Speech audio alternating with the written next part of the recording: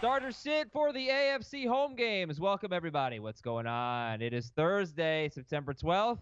Welcome to Fantasy Football today. We got a start of the week to talk to you about. We got the Texans and the Jaguars. We got the Bears and the Broncos. We got some good defenses, of course, and we got the Patriots going to demolish the Dolphins, and more games to discuss, and a lot of injuries, plus a little bit of trade talk at the top of the show. Eventually, I will stop talking, and I'll turn it over to Dave, Jamey, and Heath. Good morning, guys. Who are some players you are feeling pretty good about in Week 2? You remember what I asked you about as I said I was going to potentially make the start of the week? Yeah. I'm excited about Devin Singletary. I think it's going to be a breakout game for him against the Giants. But not start of the week. No. You talked me off the ledge, as I said. Talked me off the ledge, Adam. But I think there's an opportunity for him to be this to be the coming out party for Devin Singletary. I was a little surprised they didn't run the ball more in the early part of the game for the Bills. And he's so much – it's not even close how much better he is than Frank Gore. Not that that's a huge surprise, but, I mean, don't be stupid, right. Bills. Yeah, and I told Jamey, I wish you would step back from that ledge, my friend, and we had a nice little laugh about it. He sang it, too. I did not. Heath, who are you excited about this week? I'm excited about the Carolina pass offense tonight. I expect big things from Cam Newton, from DJ Moore, maybe even from Curtis Samuel if he can catch a deep pass. And I am excited about Tyler Boyd. There's a lot of hype about John Ross. He's actually more expensive now on FanDuel than Tyler Boyd is, which is ridiculous. Yeah, and so I'm going to play all of the Tyler Boyd this week. All right, cool. Love that call on Tyler Boyd. I still like John Brown. I think he continues where he left off last week against the Giants. It's an easy matchup for him. That Giants secondary got torched last week, and I think John Brown can take advantage as the number one guy. Double-digit targets again for him this week. And if I can sneak in one more, Waller. Oh, yeah. Yeah, he should be. Top fantasy tight end this week. Not the top tight end, but among the top. Obviously, you guys like the Bills. I did read that Janoris Jenkins did not get thrown at one time by Dak Prescott. So, it's not like they had Jenkins on Cooper the whole game. Cooper scored his touchdown on the rookie Baker. But that's the only thing with John Brown is, like, are they just going to stick Janoris Jenkins on John Brown because he's actually good, Jenkins, while everybody else is terrible? But we'll preview that game tomorrow. Although, would you start John Brown over DJ Moore or Curtis Samuel tonight? Yep. Over Samuel. Samuel for sure. Not more. Yeah. I'll start him over both. All right. Cool. I'll go one step further, Adam. I'll go John Brown over Mike Evans, too. Wow. Why? So you got Godwin ahead of Evans now? I do have Godwin ahead of Evans. Is that a Garrett Bradbury thing?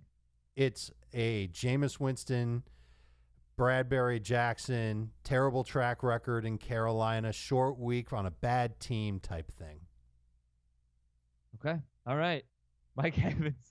Whew. All right. Let's get a little bit of trade talk here. So we did this with Heath and Ben yesterday. I want Dave and Jamey to have an opportunity to talk trade, buy low, sell high. Make sure you check out Dave's trade chart every week. He updates it, so it'll help you out if you're trying to make some acquisitions. But the first question, really, we didn't talk about Lamar Jackson yesterday. And I remember a year ago we were saying, sell high on Patrick Mahomes. Sell high on Patrick Mahomes. He's a quarterback. He can't be this good. And obviously he had a historic season. Is Lamar Jackson this season's Patrick Mahomes? Let's start with that. What do you think? I'm definitely not ready to say that. Probably not. He's better. I mean, obviously he's not going to be as prolific of a passer, but he'll run for more yards. You think he only ran for 6 against the Dolphins. But the question is not so much is he going to have one of the best seasons ever. It's going to be, are you going to regret selling high on Lamar Jackson? Depends on how high you sell. I got a question on radio show of Lamar Jackson for Devin Singletary. And I said aim higher. Right. Aim higher and wait longer. Because he's got Arizona this week and he's got Kansas City next week. He's going to continue putting up numbers until he starts running into the tougher defenses in his division. He doesn't have a good defense until week 7. God, that Chiefs-Ravens game was so good last year, too. I don't even remember it. That was where the Chiefs were down going into the fourth quarter. The Ravens were – it's the only game Lamar Jackson lost. Oh, yes. I spoke to Eric Weddle about that at the Pro Bowl, and he said we had a great game plan on Mahomes, and then he just did Mahomes things. And so it's gonna be a fun one. That pass to Tyreek Hill, rolling right, threw it 40 yards downfield. Yeah, Arizona this week at Kansas City, Cleveland at Pittsburgh, Cincinnati at Seattle, a bye, New England at Cincinnati, Houston at the Rams, San Francisco at Buffalo, the Jets at Cleveland, Pittsburgh. I swear, Lamar Jackson might have one of the best schedules in football. Like, it is Pretty good. It is good. Yeah. All right, so Dave, who are some guys you want to buy low on right now? I've got a whole list of them. I would start with Matt Ryan and Kerryon Johnson. I think those two guys were drafted pretty high, especially in the case of Kerryon Johnson. I don't think anybody's panicking on Kerryon Johnson, but they might be on Matt Ryan. And if you had Jameis as your starter, maybe you can make a trade to get Ryan on the cheap. I think his worst game on the schedule was in week 1, and things are going to get a little bit easier for him moving forward. With Kerryon, actually, I put out a question if you were rewriting your 2019 Bus column, who would you lead with? And I did get a number of Kerryon Johnson responses. So I actually don't think it's unreasonable to be worried about Johnson just because the split with C.J. Anderson is just too even for a lot of people's comfort, and that doesn't bother. Like, you're not concerned about that. You still want to buy low on Kerryon? I still think he's the better talent, and I still think once he shows that talent, that split will become a little bit more in his favor. Okay. Jamey, anybody you want to buy low on right now? Dave says Matt Ryan and Kerryon Johnson. Nick Chubb? Oh, yeah, we had that one yesterday as well. People are ready to bail on Nick Chubb? No, but I mean, you're looking at trying to get something that you're trying to get somebody who had a bad game performance that the expectations were. It was my answer yesterday. Exact same thing as Kerryon Johnson. Like, you can't give up on these guys after one game. Yeah, I mean, you mentioned one that you're afraid of this week. Mike Evans, I think, is a good buy low candidate. O.J. Howard is a good buy low candidate. Yep, Howard's on my list. Okay. Evans, yeah, I'll say it again. I wouldn't be shocked if he didn't do well tonight. But then after that, yeah, you definitely you could buy low now. But if he doesn't do well, I don't think we're going to come on tomorrow and freak out about it. Dave already said he's not expecting much from Evans tonight. Yeah, just in terms of the Bucs, I spoke to Carson Palmer this week, and he played for Bruce Arians, and he said it's going to probably take 3 or 4 weeks until you start to see the real upside of this offense. But once it comes, it's going to be fantastic, just given what Jameis can do with the receivers that he has. So he said he wasn't really surprised that it was a rough week 1. Now, obviously, Jameis made several mistakes that were frustrating, but in terms of what he said, his experience in learning Bruce Arians' offense was, he said it took a little bit of time. Okay. Let's do some sell high stuff. Jamey, who do you want to sell high on? I mean, any of these rookie receivers that had these big performances, if you can. There's going to be 1 or 2 that are really good, but typically we see this a lot. They come out, they have a big first game, and then they disappear.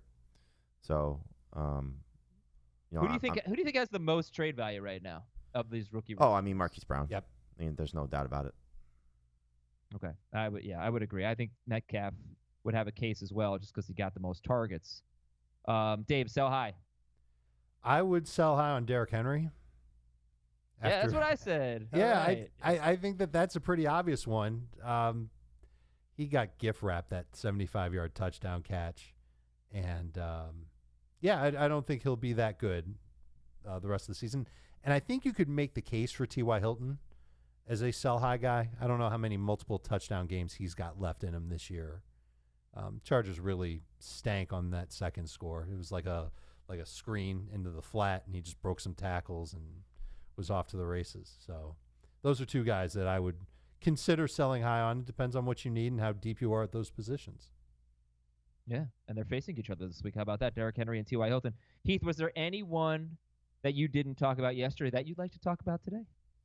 Did we talk enough about the possibility of trading D.D. Westbrook for Dak Prescott? Oh, I would much rather have Dak. Hypothetical. It depends on what you need. Hypothetical for Dave and Jamey. Let's say hypothetically you have Cam Newton as your starting quarterback, and someone offers you Dak Prescott for D.D. Westbrook. I'm not making the move yet. I'm not panicking too much on Cam. No, me either. It wasn't a panic move. It was a drop move. I would have dropped D.D. Westbrook for Dak Prescott. You're dropping D.D. Westbrook already? I mean, look, I think Gardner Minshew is going to be absolutely dreadful. Maybe I'm wrong. I know Tom Brady was a 6th-round pick. I don't really care what he did at Washington State because a lot of guys put up huge numbers in Mike Leach's offense. I think he's going to be terrible. I think the Jaguars are going to be awful this year. I'm bailing on. So you're bailing on Fournette too? I mean, I don't like Fournette as much as I did, but I'm not bailing on Leonard Fournette. So what's your reaction? I think let me just say this from a broader standpoint. I think that the fantasy community is way too obsessed with this whole idea that quarterbacks don't matter. You know, we almost put it out that way. That, yeah, whatever. You have one quarterback. That's fine. Just roll with him. You don't need a second quarterback. You have Cam Newton. Well, I may not like Cam Newton every week. Or maybe Dak Prescott's just going to be better than Cam Newton. So it's just a general thing where I think the fantasy community, because when we do leagues with other analysts, like there are 5 great quarterbacks on waivers every week. But that's not the case in most people's leagues. So if Dak Prescott happened to be on waivers and he's a possible breakout guy, you should go get him because he's just going to be more valuable than D.D. Westbrook if he really has a breakout. But the scenario is you have Cam already? Yeah.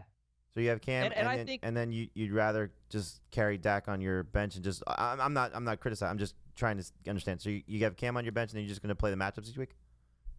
Possibly, or just see where it goes with. No, I mean it's not a bad idea. It's not a bad idea. I just think like you're bailing on Westbrook too soon. I might be, but I'm not just dropping D.D. Westbrook for anyone. Like I wouldn't drop him for John Ross.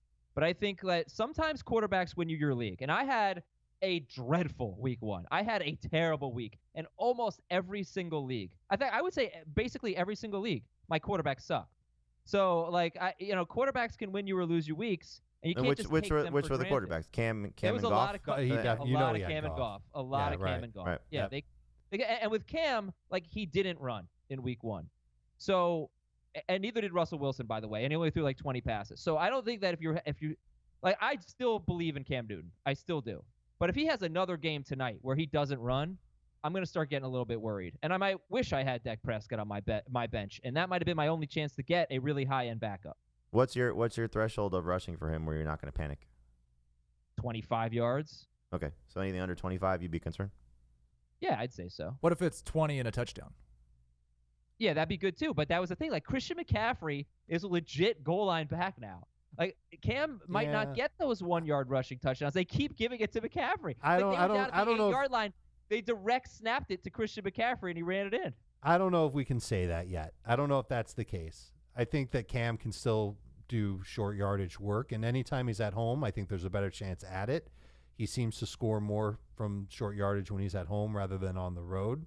It was at home last week, though. I know, but it was McCaffrey, and the play was awesome. The play design that they used was fantastic, and I also don't think it was from the goal line. I thought it was from like the 5 or 6. That one wasn't, but he got work near the goal line. It was Arma that ended up getting the goal line touchdown last week. Oh, okay. Well, either way, it wasn't Cam and it wasn't McCaffrey. So they changed it up. Yeah, but McCaffrey will get that work near the goal line. Like they love him more than they've loved the running back ever. All right. Anyway, we got to get into the starts and the sits. So we've got some 60-second rankings disputes. Let's see how this goes. I'm going to put 60 seconds on the clock. I'm going to let 2 of you dispute. The first one here is Dave versus Heath, and it is, of course, Cam Newton. Dave has him 12th. Heath has him 1st, and Jamey has him 5th. Dave, kick it off 12th on Cam Newton. I didn't like what I saw from him last week. He, according to Sports Info Solutions, only 68% of his throws were catchable, on-target throws. I believe that ranked 27th among starting quarterbacks last week. And we did see Christian McCaffrey take a huge workload on the ground and through the air, so maybe he makes a play after the catch to help Cam Newton along. I'm worried about the accuracy, and like you, Adam, I'm worried about the rushing. I know it's a great matchup at home. I think he'll be good. I think you can start him. I'd rather start Dak this week. I'd rather start 11 other guys than Cam Newton this week. You put just about any quarterback of my top 5 quarterbacks against this Tampa Bay Buccaneers defense, and I'm going to rank them number 1 in that given week. I do not believe that what happened against the San Francisco 49ers means the Tampa Bay defense is good and they lost a safety in that game, so they may be even worse than we expected. I expect a bounce-back game from Cam in a big performance in primetime. What'd you project for him? How many touchdowns? You probably had to go 3 or 4 if you're ranking him number 1. Well, no, because I don't – like somebody's going to have a 3 or 4 touchdown week, but I don't project that. I got about a 50% chance of a rushing touchdown, 2.3 passing touchdowns, 280 total yards. That won't be like if he does exactly that. That won't be number one. But you don't project somebody for 350 and 4. 60-second rankings dispute number 2. Mark Ingram. I'm going to go with Jamey versus Heath here. Dave has Mark Ingram 12th. I think I looked at PPR. I can't imagine it's too much different, although he won't catch me. It's a lot different for me. Is it? All right. So actually, all right. So where is he in PPR for you, Heath? He is 19th in PPR. He's 13th in non. All right. So let's do PPR Mark Ingram. Jamey, I think you have him 10th. I'll double check on that because I may have screwed that up with PPR and non-PPR. But Jamey, you're higher on Mark Ingram. Yes, you have him 10th and Heath has him 19th. Jamey, kick it off. 60 seconds on Ingram. I just think that they're going to do whatever they want to against this Arizona defense, and he's going to have the chance for another 100-yard and a touchdown type of game. So I do think that he'll catch more than no passes, so I think he'll catch one. It's just really looking at this Cardinals defense and how bad they are and just expecting Mark Ingram to be as dominant as he should be once again. Obviously, there's a caveat to it. If his shoulder's bad, then he will clearly not be ranked in the top 10 for me. But I'm just over the moon for this Ravens offense, and he's the lead guy in this backfield. I do have Mark Ingram projected for 1 catch, but 1 catch hurts you in PPR. There was a little bit of a split with Gus Edwards, especially inside the 10-yard line, even before it was a blowout. I expect Ingram's going to be very, very good. I just don't have the same confidence level to rank him inside the top 12 in PPR. In non-PPR, it's very close. But just backs that move ahead of him because of their catches. All right, Marquis Brown is up next. Although, actually, let's switch the order around so we get a Jamey versus Dave debate. Let's go to Allen Robinson. Allen Robinson is 13th for Jamey. Dave, you said you were going to move him up. When I looked last night, you had him 33rd. Yeah, I so moved Allen him up Robinson from there. is at Denver. All right, yeah, so where's Allen Robinson? 33rd is straight up disrespectful, and the one thing that I noticed is that Chris Harris didn't travel last week. So if that continues, then I think Allen Robinson can line up against Yadam or Yadam. I'm not exactly sure how to pronounce it. Adam. He's a number 2 wide receiver. He's in the 20s for me. I don't see him playing much better, putting up numbers much better than what he did last week. And I'm especially concerned about any time an offense goes up against a former defensive coordinator of their team. That's happening in 2 spots this week, in Chicago and Denver. Fangio, former Bears defensive coordinator, now coaching against them. And Cleveland's former defensive play caller is coaching against them with the Jets. So I raised the ceiling on Allen Robinson. I think you can start him over guys like Tyler Boyd, Deshaun Jackson, even Michael Gallup in PPR, but I don't see him as a top 15 type receiver this week. Yeah, I love the setup for him. Jamey, I think Mitchell Trubisky looks one way and one way only, and the rest of this receiving core is completely miserable, especially with Trey Burton not being on the field again. So I was very impressed with how Allen Robinson looked. Full year removed now from the ACL, healthy. And if he's going to be this type of guy with this type of usage, he's going to be a top 12 guy week in, week out. So love the setup for him against Denver, and I think he can have a monster performance. Let's do Marquis Brown, 85% owned now. In non-PPR, Heath, you have him 43rd, Dave 27th. In PPR, Heath 45th, Dave 31st. And Jamey is in the middle, has Marquis Brown 35th in non-PPR, 36th in PPR. So, Heath, you're the low guy outside the top 40 on Hollywood Brown against the Cardinals. Yeah, and it was an impressive performance in limited snaps in week 1. I think this should not surprise anyone if they've listened to this podcast for the last 3 years. My projections are built in a way that are going to react a little bit slower to what happens in week 1.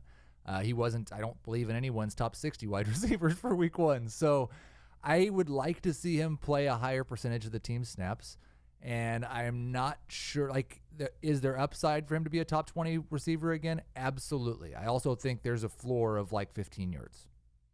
So I think the Ravens are actually getting smart about how they're using a lot of their pass catchers. Remember how we made a big stink about Mark Andrews only playing on 3rd downs during the preseason? Well, what good is it if you're playing on downs where you're going to run the ball or if you're going to not be used, basically? And so if they're a little more selective with how they use their playmakers on offense, then I don't necessarily hate the snap counts and hate the target totals as long as they do get used on a high percentage of the snaps and plays that they are on. And we saw that in week 1. Maybe that eventually turns into a tell that the Ravens have to account for, because other teams will realize, okay, there's something happening. When you see Mark Andrews on the field, it's more than likely going to be a pass. When it's Marquis Brown on the field, play everybody back because you can't give up the big play. I'm encouraged by how they used Brown as well. He wasn't just a deep ball guy. They used him on slants, screens, everything that he did back in college, he was doing in the pros. And Arizona's pass rush is a step up from Miami's. It's still not good enough to get to Lamar Jackson on a regular basis. So there will be deep ball opportunities. I think if you picked him up, you can use him as a flex right away. All right, and then finally, guys, we'll get to Hunter Henry in a second and all the injury updates. What do you do with Antonio Brown this week? I'm just planning on not having him. I'm gonna take it like the Patriots and go day by day. So for now, it looks like he's going to play. But if I've got to make a decision between him and somebody playing on Thursday, I'm going to take the Thursday guy, since there is a chance that he might not play on Sunday, and I'll pay real close attention to the inactives and the news on Sundays or on this Sunday to know whether or not Antonio Brown's good to go. If he plays, I like him. I think he'll be a good stat performer if he actually plays. Plan to be without him. Okay, yeah, so that's obviously for Thursday night games, Antonio Brown, you got to start Curtis Samuel. All right. So, I hope we have better options on Sunday as well. All right, let's take a break on fantasy football today. Big news when we come back. Hunter Henry out 4 to 6 weeks. Quincy Enunwa out for the season. Mike Williams missed practice. We'll see if we have a Joe Mixon update. We'll be right back, and then we'll get into the games. Okay, I want to remind everybody we have a Saturday mailbag, and on that mailbag, we'll answer your iTunes questions. So please leave us a nice review, 5 stars, and you can ask a question there, a start or sit question, or it doesn't have to be start or sit, and we will read it on the Saturday mailbag. Not all of them, but we will read a lot of them on the mailbag and get to it kind of early because it takes a little while for them to show up on iTunes. But the big news, Hunter Henry is out 4 to 6 weeks with a fractured knee. Heath, what's your reaction to this? Ugh, I hate it. Hate it for Hunter Henry and everything he's had to deal with in his career. Hopefully he is back in 4 to 6 weeks. This happened to J.J. Watt week 5 of the season, and he did not come back. So it sounds somewhat encouraging that he might come back. If you need a tight end, there's kind of 2 or 3 levels. There's several guys in that 60 to 80% range. Mark Andrews, Darren Waller, Jimmy Graham. And then you get below that, and you're probably looking at Greg Olsen. And then if you can't get him, the guy I'm aiming for is Vernon Davis. There is some talk that Jordan Reed could be back, but it's been 3 weeks and he's still in the protocol, so I'm going with the expectation that he's not. I actually had to drop Greg Olsen for Vernon Davis in 2 leagues because it's a league where I can't make any moves today. So I couldn't take the chance with Greg Olsen. He might not play today. So and if it's not Reed, I'll drop him for Vernon Davis. Can we just take a moment to say that those leagues are bad? You need to be able to make ads on game day. Do a good job, Commissioner. Okay. Mike Williams missed practice with a sore knee. So, we'll preview this game tomorrow. Phillip Rivers at Detroit could be without 2 weapons in this one. Is there anyone on the Chargers that we're picking up thinking expanded role, expanded production? Antonio Gates. I'm actually a little bit worried about Rivers this week. Yeah, I think you have to be if he's without Mike Williams on top of it all. Who would it be? It would be Dontrell Inman and Travis Benjamin. Mostly, I think Keenan Allen. Benjamin's the lottery ticket that you hope he catches a long pass. Right, and Inman's like 3 for 40, something like that. He might be 5 for 35. Yeah, could be something like that too. You'd think that they'd lean on their ground game a little bit more, but that offensive line could be in real trouble against that Detroit front. Keenan Allen and Austin Eckler might combine for 25 targets. Joe Mixon is day-to-day, so we still don't know. We're going to preview that game, and we're ranking Gio and not Mixon right now, right? Correct. Antonio Brown did practice. A.J. Green's out of his walking boot, and Quincy Enunwa is out for the season with a neck injury. Is that a big boost for either Crowder or Anderson? Nah, I don't see it as a big boost for either guy. Well, Demaryius. Okay. It's a boost for Demaryius, right. Did we talk about Demaryius joining the Jets? He goes from irrelevant to probably irrelevant. All right, listen, I have a ton of injuries, but we got to get to the games here. So I think the defensive injuries that I really got my eye on are Marcel Darius and Yannick Ngakoue on the Jacksonville defensive line. They might not play. And I said that Detroit right tackle Juwan James was going to miss several weeks yesterday, but it's Denver's right tackle Juwan James, so I wanted to correct that. And we'll talk about other injuries as we do the games. Eye on Fantasy Football is our Saturday night radio show. Check that out. Eye on Fantasy Football, 10 p.m. to midnight Eastern on Saturday nights on CBS Sports Radio, on Sirius Channel 206, on CBSSportsRadio.com. And if you want to win $1 million, we have a way for you to do that. It's on CBSSports.com. It's our Parlay Pick'em. You can either download the CBS Sports app or go to CBSSports.com/parlay and submit your parlay card. Once you're done, you're immediately in contention for big-time cash prizes. You could win $1 million. You can even start a buddy group inviting your friends to the competition. So go to the CBS Sports app, look for the CBS Sports Parlay Pick'em, or go to CBSSports.com/parlay. Take your shot at $1 million. Games we're going to get to late. Let's do the Startometer for Denver. Just Denver in general. Startometer. Is there anyone that's more than like a 3 on the Startometer on the Broncos? No. Sanders and Sutton would be higher than a 3 on the Startometer. I'd probably have them around a 3. I think the player, like, I was encouraged by the fact Devontae Booker didn't play and Phillip Lindsay was essentially the pass-catching back. I believe he's the player I have projected for the most fantasy points. He might be a 4. Mitchell Trubisky at Denver. He's a 4 for me and a 0 for everybody else. Negative L. Yeah, Heath has him like 12th, 14th or something. 14th. Okay, I've got him I at quit him. Yeah. It was 1 week. Like Dave told me before the podcast, you can't overact too much to 1 week. It's true. But at quarterback, I feel like you can, and it's at Denver against. So many his- better I don't guys. know if Denver's defense is any good. There's so many better guys. Would you use I am him in curious about DFS? that. Because I you would will be use the- him in You are DFS. going to be the only human on the planet. And I'm looking forward to it. Yeah, I am curious about Denver's DSD. They should be a lot better than Week 1, but we'll see. David Montgomery. This is defense, not DST. Yeah, that's what I meant. Defense. David Montgomery at Denver. 5-ish Finkel. I think he's got a shot. It's just a matter of workload. Yeah, We don't know. I would definitely start Phillip Lindsay over Montgomery. Larry Fitzgerald at Baltimore. 5. 8. 6. Ooh, 8. Okay, now they got to throw it to someone. And they might be without their top cornerback, Marlon Humphrey. So Baltimore, that's Right, and Jimmy Smith got hurt last week. And Arizona's going to keep this one close, I bet. they've got garbage time if nothing else. Right, that's the only thing that'll save them. James White at Miami. 6. 7 PPR, Yeah, 8. 4 none. By the way, I have an injury update for you. Darius Geis likely out 6 to 8 weeks with a torn meniscus. Thank you to Ben Schrager, our producer. Yeah, He he's is seeing visiting Dr. Dr. James Andrews. Yep. I watched 6 to that. 8. I watched that game this morning, and he looked very good. And they gave him a lot of work early on. This stinks. Adrian Peterson week. Oh, Adrian Peterson week. By the way, with James White, I was a little concerned about his role in what's almost certainly going to be a blowout. But last season, the Patriots had 3 wins by 19 or more points. I looked this up.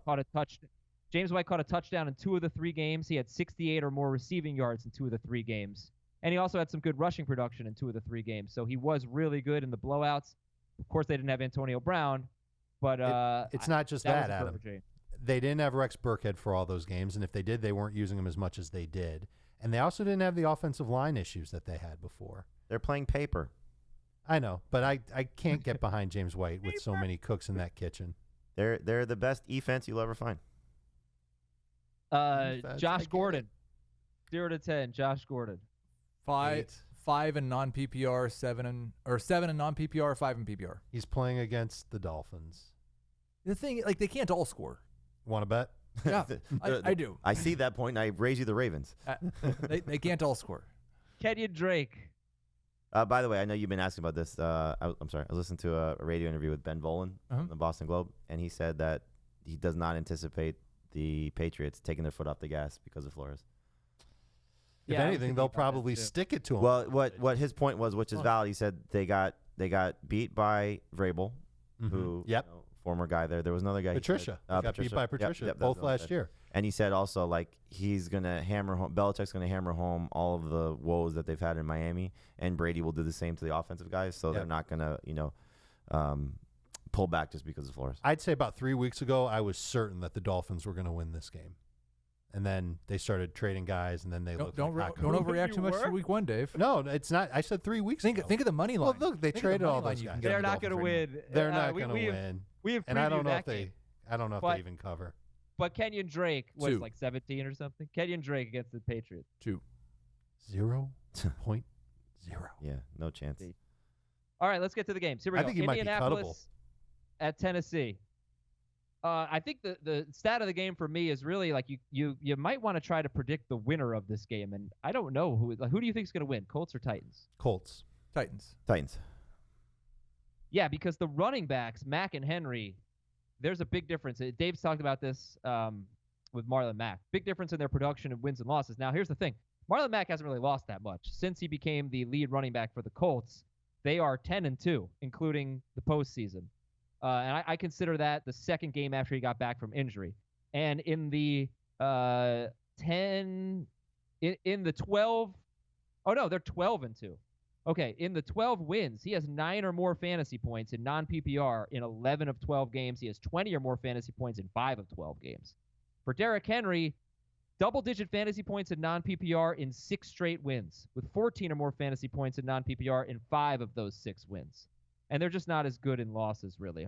But the last time Derrick Henry lost, he still had a pretty good game. He scored 10 fantasy points. That was week 17, and that was when he was really going. But I do think that's important. So which running back, who's your favorite running back in this game? It's either going to be Mack or Henry. Who do you like? Henry. I've got Henry ranked higher as of now, but they're both top 15 guys. Henry. They're not both top 15 guys for me, but neither of them are, but Henry.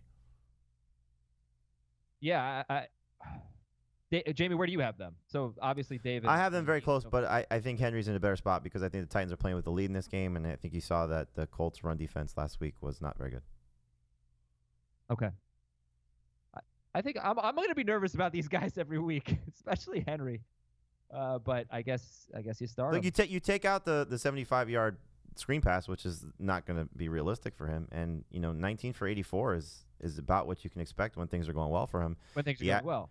He averages over 6 yards per carry against the Colts in his career. So this is a defense that he's beat up on annually, and I think he'll beat up on them again. Okay. They're gonna dominate time of possession. Colts are terrible against pass catching running backs. I don't think that's going to come into play here. No interest, I'm guessing, in Hines and Lewis. No. Okay, they were terrible last year, and they were terrible in week 1. The Colts against pass catching running backs. The quarterbacks. Would you take a flyer on either guy? No.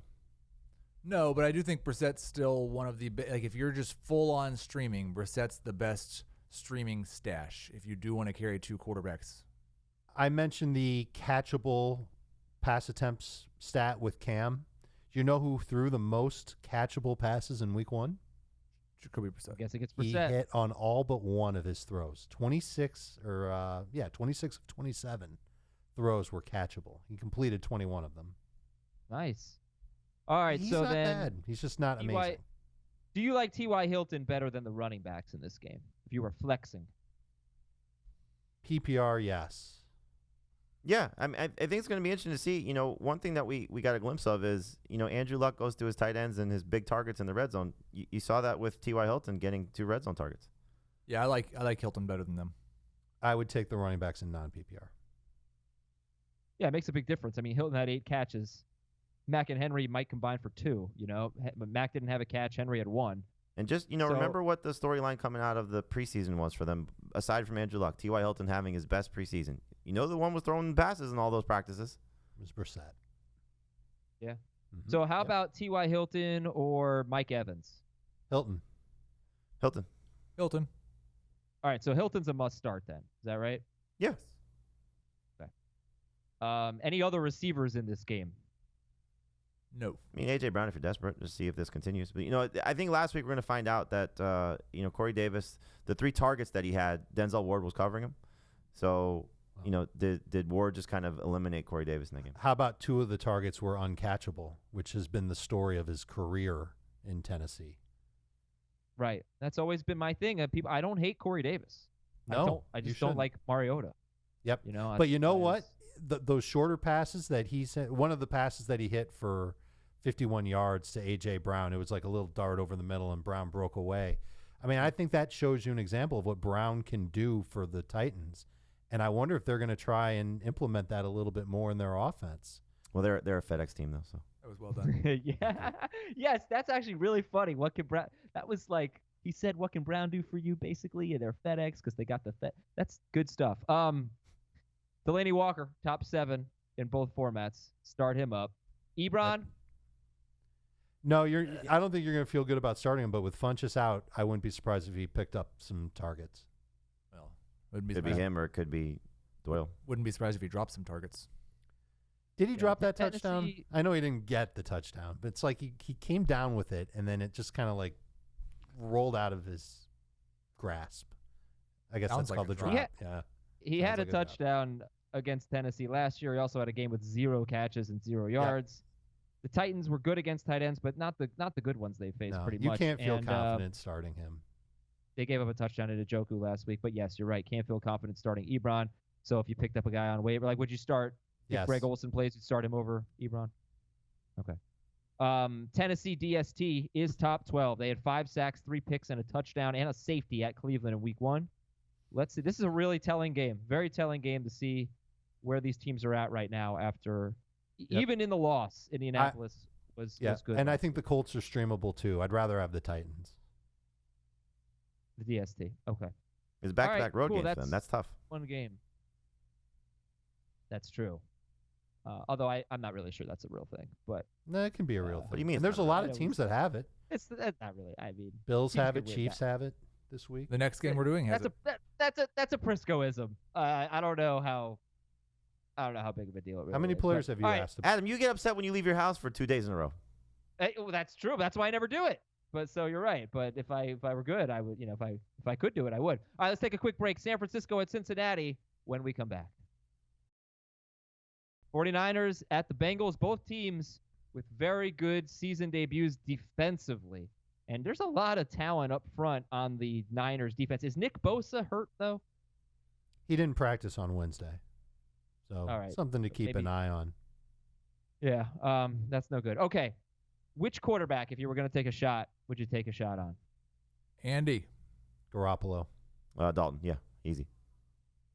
Garoppolo had the second fastest release time in Week 1. He should only slow averaged down and try to be more 6.1 accurate. Well, he should slow down and throw the ball downfield. He was 8.5 yards per attempt with the Niners in his starts. He was 6.1 in Week 1. So they got to get the wide receivers going His here. teammates should stop costing him touchdowns. He would have had 3 last week without those penalties. So you look at these teams. This would be like last year, like bonanza worthy, okay? But are we buying what happened in Week 1 where they were better defensively, or are we expecting really good offensive production in this Bengals-Niners game? I expect the Bengals to have good offensive production. I'm uncertain about San Francisco. They didn't just have – Dave said it. They didn't just have 2 games on the road. They had not been home since they left for Tampa. They left Tampa. They went to Ohio. And they have And they one stayed there. pass-catching option in this offense right now in George Kittle. They don't like any of their wide receivers. I'm concerned about Garoppolo and San Francisco's offense, and even to a certain extent, Matt Breda. And I thought the Cincinnati's defense played really, really well in Week 1 against Seattle. They were so fast up front. Yep. Really, really was impressed by Sam Hubbard and Dunlap made some plays. They looked really good up front. So I agree with you. I think there's some weaknesses in that secondary, though. William Jackson didn't have his best game. And I think Garoppolo can find mismatches there. The thing that stands out to me about Cincinnati's offense is so many of the yards, about 100 of the yards that Dalton gained. One was on a flea flicker, and another one was on a deep lob to John Ross where the defender was like, if he was like a half inch taller or at the wingspan a half inch bigger, that's a pick. It's not going to be a bomb for a touchdown. So there was a little bit of fluke there. I think that there is a shot that this could be a high scoring game, but I'm not convinced that Andy Dalton is going to be a world beater with John Ross on his side. Well, I don't think anybody has him as a world beater, right? I just asked if you were taking a shot on one of these guys. You'd take a shot on Dalton. I think you could easily make the case to take a shot on both of them in daily. Yeah. I would start Dalton over Jameis. I would start him over Rivers, and I'd start him over Russell Wilson. I would start him over Jameis, but that's it. I'd start him over Jameis and Rivers. Okay. So let's talk about Breda then, because it's you're gonna start Kittle, and you obviously can't start a 49ers wide receiver right now. But Matt Breda, 94% owned, started in just 30% of leagues last year. I think it's actually up to like 96% owned. And then based on how many carries do you expect from Mostert? I think like 7 to 10. Is that fair for Mostert? I think that's fair, and I also think both of those guys can catch the ball out of the backfield. And that's a great way for the 49ers to negate the Bengals' front. Because if that pass rush comes at them, Garoppolo can just dink it off to either of these guys. Breda's the better one of the two. I love him as a flex. If you were in a pinch and you needed to start him as a number 2 running back, you could definitely get away with that. And you could almost say the same thing for Mostert, but I think he's probably better off being a desperation start this week. Yeah, neither of these guys are must start. So that's so interesting because, like, how is Matt Breda not a must start? Just not going to get enough of the share? I mean, the Bengals' run defense was really good last week. But the Bengals had the worst defense in football last year in terms and of it's as much. It's a new year. This is a different coordinator, but it's like a very similar defense. Like, I don't really see how they upgraded. No, but their scheme is different. Their scheme is a little bit different. They're a little bit more aggressive. Some of the younger players are a year older. I mean, you have it's just a better setup for them. I think the Seahawks offensive line kind of had a letdown. Yeah, it crumbled. And I don't know what to make of the 49ers line. Yeah, for me, it's more about game script, and I'm just afraid San Francisco's going to be playing from behind, and I don't know how many targets Breda gets. So you'd start Henry and Mack over Breda. Oh, my God, yes. Yeah. I'm starting any Chiefs running back. Well, not any Chiefs running back, but the 2 Chiefs running backs over Breda. Okay. And then if Gio Bernard is the guy, if Mixon's out, Gio over Gio Breda. is where? Well, yeah, okay. It would be either Mixon or Gio over the 49ers guys. Well, Yeah. I know over the 49ers guy. I'm talking about, is he a top 12 guy? Is he a top 10 guy? Top 20. Top 15. I've got him ahead of both Henry and Mack. All right. That's the barometer for the I would do that in PPR and non-PPR. I would take Henry over him. I would too. PPR. So we like Tyler Boyd quite a bit. Yep. Well, Yep. what about John Ross? Are we willing to start him again? He's a good number 3 First receiver. For me, he's in the same. Like I'm just going to be lower. For me, he's in the same boat as Marquis Brown. I wanted to add him. I'd like to have him on my bench, but I don't feel like I can start him. It's funny, though, Okay. because this is now 8 games since last year he's played without A.J. Green, and he scored a touchdown in 6 of them. Yeah, Ross. So would you start John Ross or Emmanuel Sanders? Sanders. I'd start Ross. Sanders for me. Sutton or John Ross? Ross. Sutton for me. Sutton. Tariq Cohen or John Ross? Cohen. That's one where I think you can go with Ross and Ross. play the upside. I mean, All if you're right, starting 2 receivers, you start the one that has more touchdown potential. I think we're pretty much done with this game. Are you interested at all in a Cincinnati tight end? C.J. Uzomah actually had 66 yards last week. Yeah, if you're And desperate. Cameron Brate had 2 touchdowns called back against. If you're the desperate for a tight end, Uzomah can be the guy. The one thing is, though, that Eifert had more targets. Uzomah played more. Uzomah had a bigger catch. Oh, 5 he was the targets and better 6 of the 2. targets. Kind of an O.J. Howard, Cameron Brate situation, just taken away from each other. Yeah. All right. I'm just throwing out names if you're desperate in a deep league or something. Uzomah had 5 targets. Eifert had 6. And the Niners, like I said, gave up 2 touchdowns that were called back to Cameron Brate. And the Cincinnati DST is all over the place. Jamie's got him 11th, Dave 18th, and Heath not ranked in the top 20. I'll move him up. All right, but not that high, I'm assuming. So Jamie's the high guy on the Bengals DST. I would put them behind the Titans and the Colts as far as streamers go. Yeah, I'd take him way over the Colts. Again, really interested to see if week 1 was an outlier or if these defenses are improved. And quite frankly, I buy it more from San Francisco. They have drafted so many players in their front 7 for like the last 5 years. And it's possible they actually have some real talent. How many of them are actually healthy? Right. They're not all at 100%. No, they're all healthy. I mean, they're healthy. Bosa. Ronald Jones averaged almost 6 yards per carry against them.